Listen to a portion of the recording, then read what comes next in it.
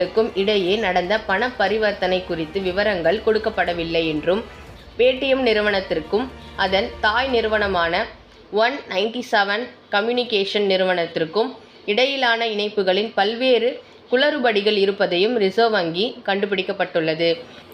எனவேதான் உடனடியாக பண பரிவர்த்தனைகளை நிறுத்தும்படி பேடிஎம் வங்கி ரிசர்வ் வங்கி உத்தரவிட்டிருந்தது. அதே சமயம் வரும் 29ஆம் தேதி வரை பேடிஎம் சேவைகள் பாதிக்கப்படாது என்றும், வேறு ஒரு வங்கியின் இணைப்பு ஏற்படுத்தி சேவை வழங்கப்படும் என்றும் பேடிஎம் நிறுவனம் தெரிவித்துள்ளது.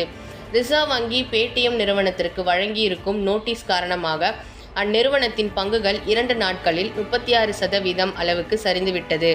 அதாவது $2 பில்லியன் அளவுக்கு கம்பெனியின் மதிப்பு குறைந்திருக்கிறது. அவ்வளோதான். இனிமேல் நம்ம பேடிஎம் யூஸ் பண்ண முடியாதுன்னு நினைக்கிறேன். அதுக்கு பதிலாக வேறு ஒரு ஆப் லான்ச் பண்ணுவாங்க. ஸோ இந்த பதிவு இதோட முடியுது. வேறொரு இன்ட்ரெஸ்டிங்கான